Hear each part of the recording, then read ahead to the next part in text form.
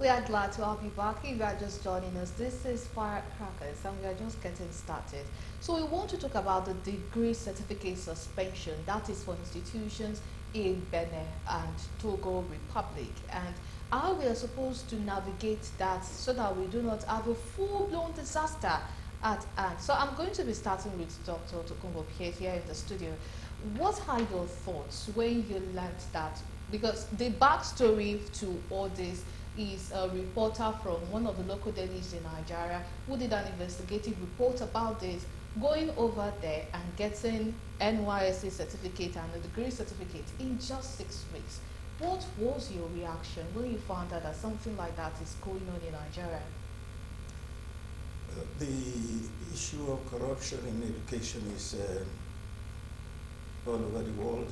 You know, young people are trying to get certified so they can get a job and have a future. So it is the responsibility of the country to regulate the kind of degrees that are accepted. For instance, if you get a nursing degree, even a medical degree as a doctor from Nigeria, and you go to the United States and you want a job, you will not get a job automatically. You review the certificate, you have to take some other training, you have to go for some other courses and so on before you are accepted. Some are rejected totally, so the country must be responsible. Part of the problem in Nigeria is a lack of accountability. The corruption is so perverse that we are not talking about degrees from the Republic and a few other countries. What about people who are smuggling in degrees from all over the world? What about our own president who claims he's an accountant, wherever, but the reality is not an accountant. You cannot be an accountant if you didn't do ICANN or this professional degree. So the corruption and the falsehood is so prevalent in Nigeria. And now this is a digression, by the way, this issue of certificate from the name. It's a digression from the educational problem we have in Nigeria.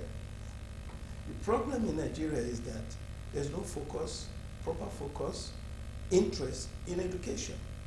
And education is the antidote to poverty. It is the method with which any country can develop. Singapore, Indonesia, India.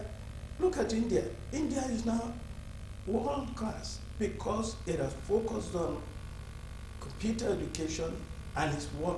They're looking for their people everywhere in the world. What have we done? This last budget is 6% budgeted for education. It's a disaster. We have mortgaged the future of our country. We are talking about people getting degrees from places coming here to work. That's not the problem. Our problem is we are not focusing on what we should be focusing on regarding education. If you have damaged the economy, the immediate present is in jeopardy. If you don't focus and invest in education, the future is gone. UNESCO recommendation is that 15% to 20% of the budget, 15 to 20, minimum 15 should go for education if you want to develop your country. Otherwise, the future is obvious, you are not going to develop. Where are you going to, look at you, the job you are doing now, without training, without education, can you do it? You can employ anybody, you can be employed. 6% is what we have devoted. 2024 budget, Tinubu's budget is 6% for education. It already tells you that the future is gone. Our future, our young people have no future. All right. So we will definitely come back to that. That's the way I look at it. Because that is quite intense. That is an intense view, but we will come back to that. Now, let us go to Dr. Ishola Akindele Salami, who is joining us live from Ibadan. When the news got to the federal government of Nigeria that this is what is taking place in some of these universities in Benin Republic and Togo, they suspended certificates from these schools. Do you think that that step might be the right one, given the fact that there are indeed some legit institutions in these countries, and then we have students there that might be affected? Because reports show that about 15,000 students might be affected by that development. So do you think the step the federal government took is the right one?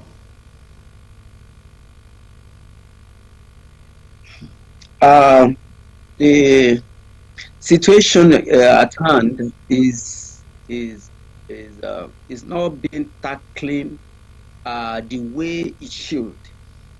To start with, I will not say what government have done to suspend the evaluation of those certificates is wrong. That's not my argument. That might be the first thing to be done in order to to create awareness and to also show the side of the government to such uh, uh, social malice. Okay, but now we can't do this suspension for long. That is my argument. We can't do it for long. Why? There are some Nigerians that we actually pushed out some 4 years ago, some 5 years ago, to go and look for better education somewhere. It is our society that pushed them out. When our government, like the first speaker said, neglects education in Nigeria, and this some one of the some of the university unions will go on strike to call back our government to their responsibility, and the government will also go on strike for months. The last one we had was about 8 months. So these are the situations that pushed some Nigerians out, and some of them, like you rightly said, large number of Nigerians are there in Benin, are there in Togo, in Ghana, doing legitimate courses, doing accredited, well-registered courses, 4 years, 5 years programs. Now, if we are now saying we are banning the evaluation of their certificates, and all those ones will be affected, it is like they are now going to face double portion of the punishment, which they don't deserve. That is not the way to go. The suspension should be for a few weeks. And again, we now open it up, but put up a mechanism to evaluate and get the right certificate that were got legitimately for those countries and get them in back. We can't do this for long. We are the one that put them out, for instance. And again, the way we have double standards in everything we're doing in Nigeria is alarming. Like the first speaker said. Now, we still remember the case of a lady that forged UTME results. Did we suspend UTME and JAMB? Did we? Now, we also had the case of, some of our leaders, ministers, senators, that did a lot of racketeering, money laundering, and all those things. Did we suspend ministers? Did we suspend House of Senate totally? No. Let's treat every cases by their merits. Okay? Those of us that also are in academics, we travel out. When we get out there, if we want to do anything in academics, they evaluate our certificates, and they get the ones that are authentic. I just passed through about 2-3 years. I passed through that of South Africa. They have something they call SACA, South African Qualification Assessment. I submitted all my certificates, everything I had. They evaluated it. They contacted my university in Nigeria without my consent. And at the end of the day, they confirmed that, oh, these are original certificates. And they got back to me that we have evaluated your certificate, and they give me a certificate, South African certificate, that I have a PhD. That is where a sane society do things.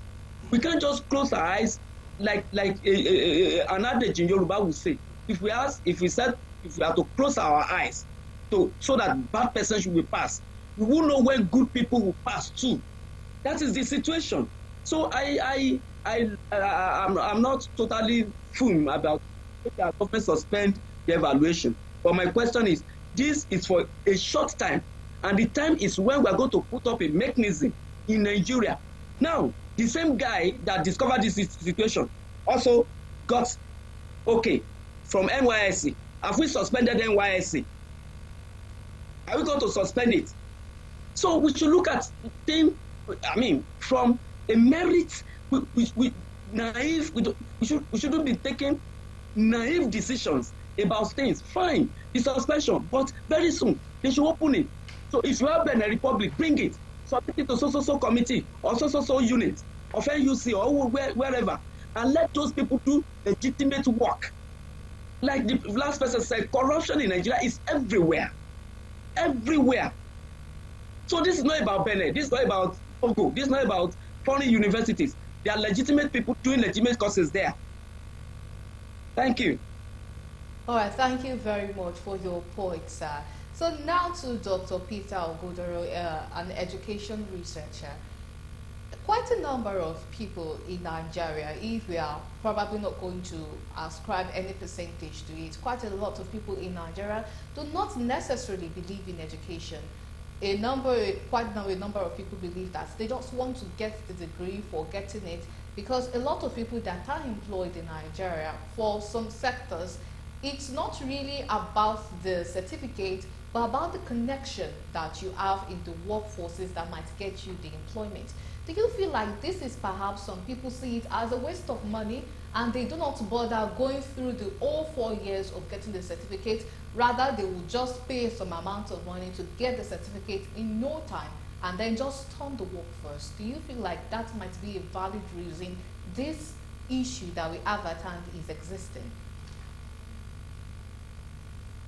No, I think what we have in our hands is a case of a country that is not providing adequately for its citizens, and then citizens on their own are looking for means to attend to themselves. And in the process, some of those citizens, especially young people and their parents, discover that, even though I am looking in the direction of Benin Republic, trying to get a degree in 4 years, there is actually an agent who says I can get it without having to go through the rigors of working for a degree by way of going to classrooms to study and working with my lecturers. And so this problem has arisen from the lack of career management systems in our education system, which is a major missing link in our education system. I'm a career practitioner, that's my specialty in education. And I can tell you for sure that one of the major challenges we have had as a people is the fact that our secondary schools lack career practitioners. The ones who are trying a little bit are those who have what they call counselors, but most of these counselors have not been helped to acquire the skills that will enable them to point our children in the directions where legitimate opportunities for them to attain their aspirations are. As we speak today, many colleges of education across Nigeria are actually offering legitimate university degrees, which are moderated by the universities they are affiliated to. In Lagos, it's not only University of Lagos and LASU and a few others that offer university degrees. There are colleges of education here that make opportunities available to young people for them to work legitimately for university degrees, moderated by University of Ibadan, even though they study in Lagos. And you'll find similar arrangements with colleges of education in the domains of University of Nigeria and Soka, Ahmadu Bello, etc. But unfortunately, the federal government hasn't made a deliberate effort to create awareness regarding these opportunities. And instead of creating awareness regarding these opportunities so that young people can take full advantage of them, rather than look outside of the country for what they need, what we find is that the parliamentarians who have actually been misplayed by National Universities Commission are making laws to create more universities. Dr. Salami will tell you really that if fund the universities will have in place adequately and provide the manpower they need as well as infrastructure, including laboratories, they need to do the right jobs. We won't have need to send our children abroad, to go and receive good quality education. But in the absence of good hands at the policy-making level, a situation where you have wrong people formulating education policies for us, we'll continue to have this kind of challenge. So the summary of what I'm saying in effect is that we're a country that has presented university degree as a means to an end, as a meal ticket. But we are not giving children, young people here, adequate legitimate opportunities to fulfill those aspirations of getting the paper they need to be able to earn a good living. And so since they have to put bread on the table, food on the table for their families and collaborate with their parents to improve the quality of life available to their families, they will definitely have to look for a way to solve that problem that Nigeria is not granting them legitimate opportunities to grant, to fulfill. That's the way to look at it. Okay, all right. Thank you very much for that. And now, Dr. Pierce, if we look at how things are in Nigeria, it seems as if we always have a taste for foreign things. We do not necessarily appreciate the ones that are our own, the ones that come to our country. Because now, when we look at foreign education, because a lot of Nigerians are leaving the country, most of the reasons a lot of Nigerians are leaving the country is for education purposes. Do you think that the reason this is happening might not necessarily be because our education is 100% bad, but because Nigerians usually just appreciate foreign things more than the indigenous things? Nigerians don't appreciate foreign things more.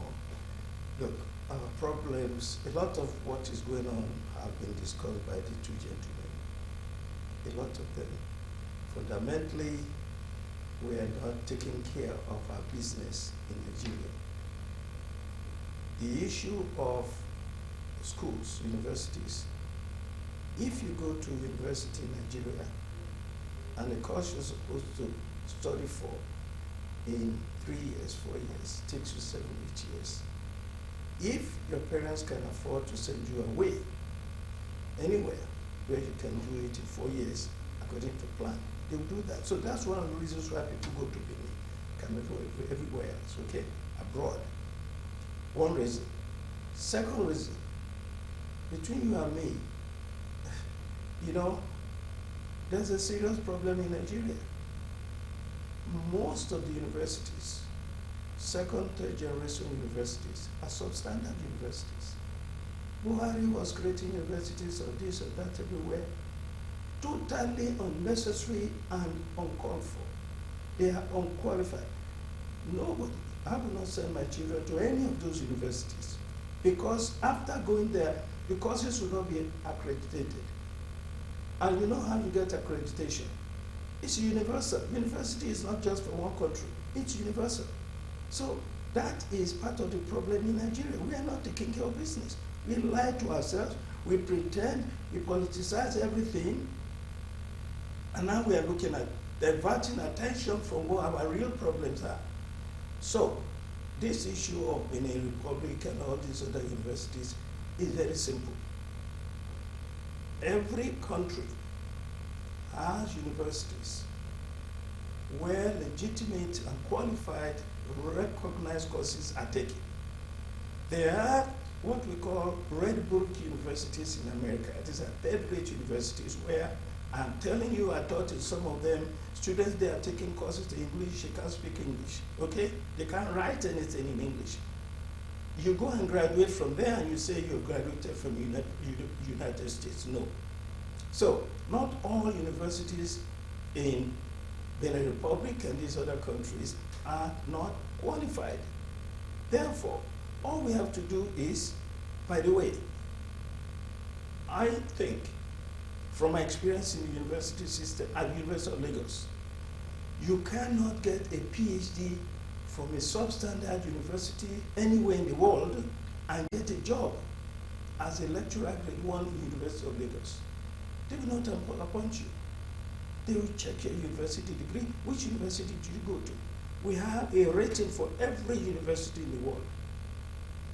All the universities have them, except maybe the new ones that Buhari created that are just useless. They're not universities, they're just creation of his imagination, just because he wants universities for their own people. Well, nonsense. But do Whereas you not we agree don't that have, we have shortages you don't have of primary universities education. in Nigeria? Shortage. Yes, of universities in Nigeria.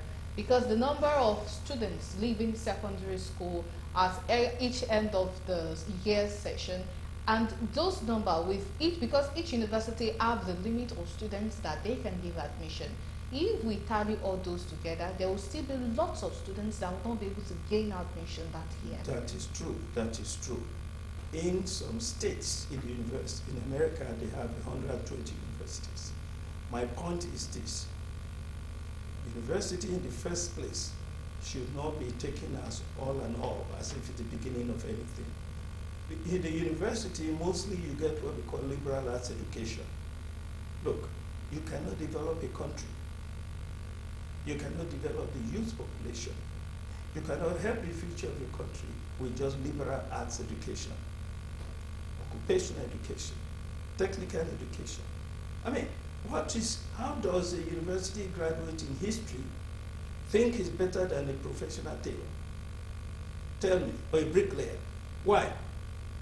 All of us have something to contribute to the country.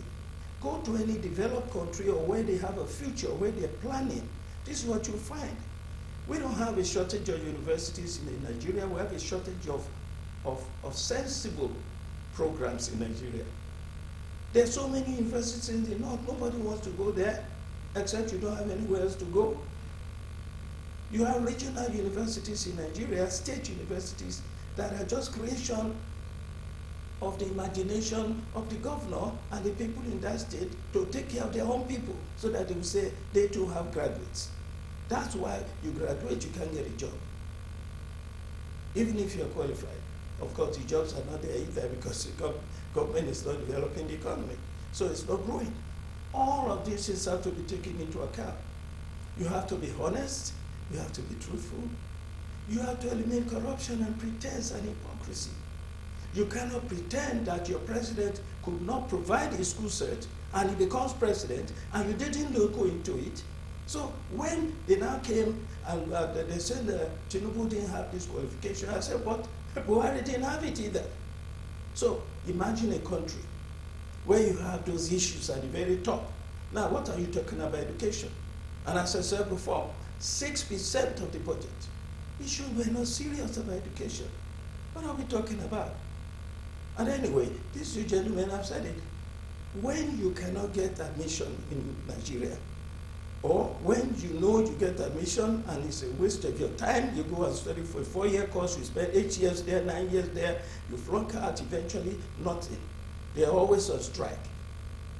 Government and the university system, they're fighting each other as if it's a game they're playing. What will the students do? You go somewhere else. You go somewhere else. One of your speakers said there's no counseling in the primary school. Our elementary school is the foundation. Instead of people budgeting 50 billion to build houses for themselves, may God punish these lawmakers. May God punish them. How could you do that when there are no libraries, no toilets in primary schools? How many schools, primary schools, secondary schools, government schools have clean water, toilets, libraries, counselors, to provide them with a vision of the future? Once you finish your school cert in Nigeria, you're on your own. Nobody tells you what to do. Your parents and your friends and everybody begins to advise you. It was my friends that told me how I would get into university. My friends. There was nobody from the secondary school that would tell you what to do.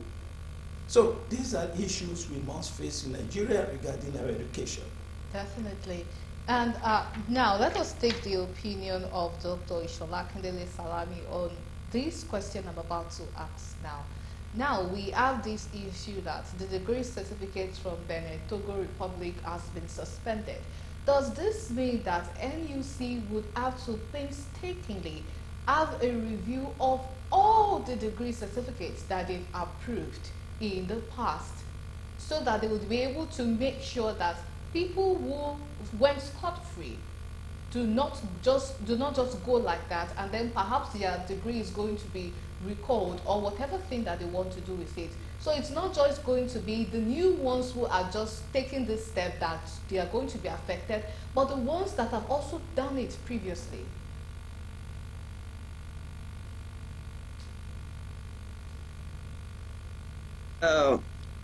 This is an Herculean task, I won't lie to you. But what I think that our Nigerian government should do first is to first of all clean within first. Let's look at the organizations, NUC, NYC, and all those things. There are some things that are not right there right now. We need to right those things. Those things that are not right, we need to, in human resources, okay? when we do that, of course, if we are seriously mean business about, we won't allow people that cut corner, that do certificate racketeering to work in our system. There's nothing bad if the government would look back some years back to screen the certificate they have used to, people that are working now that have used to get the employment. There's nothing bad in that. But my point is that would be a very strange practice in Nigeria. I don't think we have been doing such a thing. If this government would do it too, I seriously doubt it. You know, we have our own Nigerian way of fighting corruption. We have it.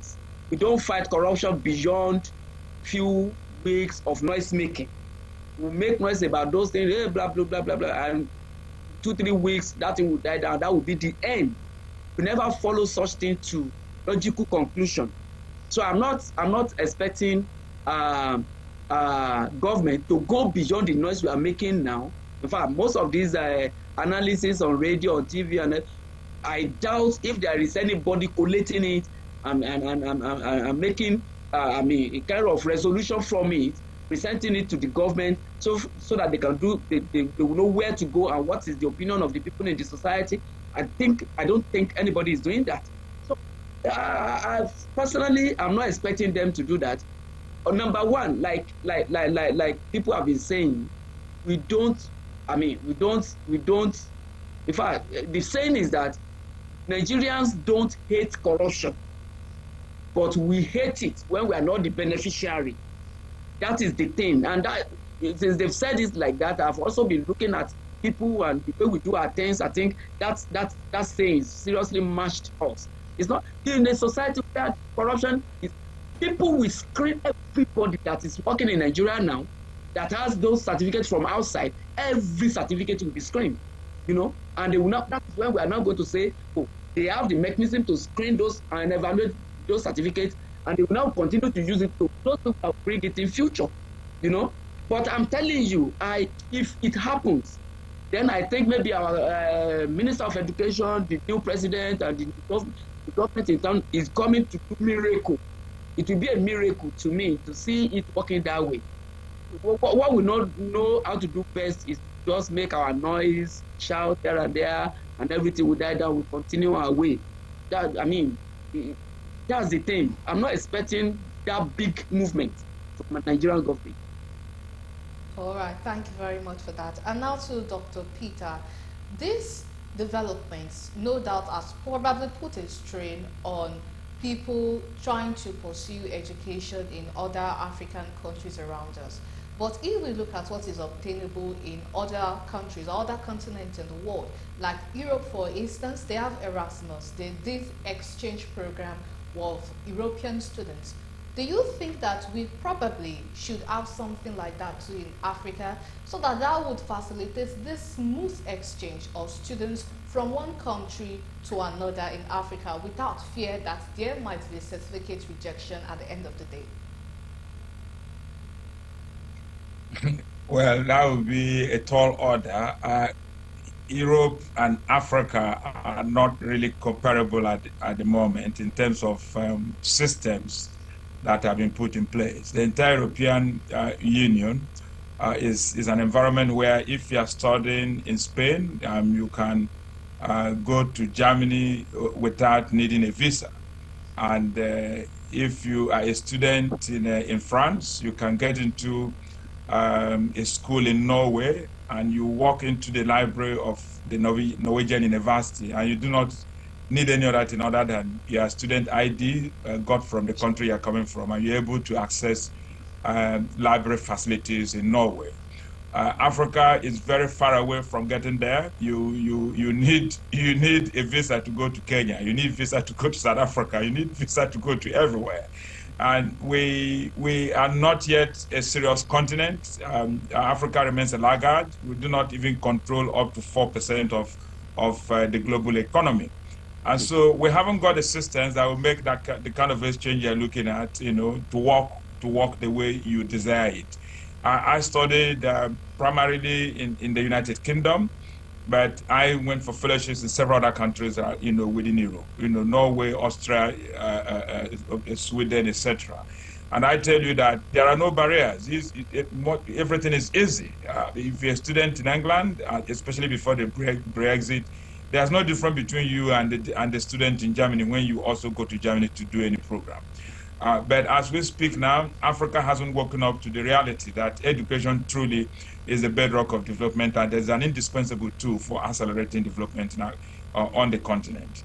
And unfortunately for us again, most of the people running Africa cannot, effectively speaking, be said to be very educated people in the true sense of the word. Many of these people too are people whose academic credentials have been called to question. And you also have to have a look at how we assign portfolios to people who are in public offices as ministers and commissioners. And what you find is that most of the time, the right, people are not occupying sensitive positions. So, consider education, for example. Right from the federal level, you discover that you probably do not have, technically competent people playing policy formulation roles within the Ministry of Education. And if that is the case, how are you going to be able to wake up and then see Nigeria collaborating with other African countries? So I think the politicians first have to get Africa to come together and probably become United States of Africa and agree on through free movement, within the continent. And of course, show a willingness to build robust systems. The reason why we're discussing this certificate racketeering is simply because we haven't got systems that are strong within the continent. I hear Dr. Salami asking the question, what about NYSC? Nobody discussing that one. Are we going to shut them down? Somebody went through the system twice. Why should that happen?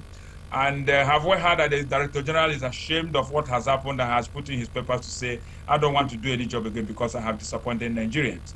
And so we have a lot that is not right with our culture. And we haven't yet woken up to the reality that we need to buy into using appropriate technologies to run our systems so that we don't have to depend on human intervention at every point in our systems to be able to get what we're looking for. So the moment we're able to professionalize the people who, professionalize the system and ensure that the people who run the systems that we are discussing are competent individuals, and then give them the right technology to do the job so that we are no longer going to look at faces of people when we distribute public service opportunities. That's once you are able to accomplish those basic things, then you can start thinking that, yes, indeed, we'll sanitize Nigeria. And when we sanitize Nigeria, we should be the giant of Africa. We can then go to Addis Ababa and sit down and start thinking about having exchange programs that will make Africa collaborate and, of course, use the resources on the continent to move the continent forward. All right, thank you so much for that. We truly appreciate your thoughts and views that you've shared with us on the program.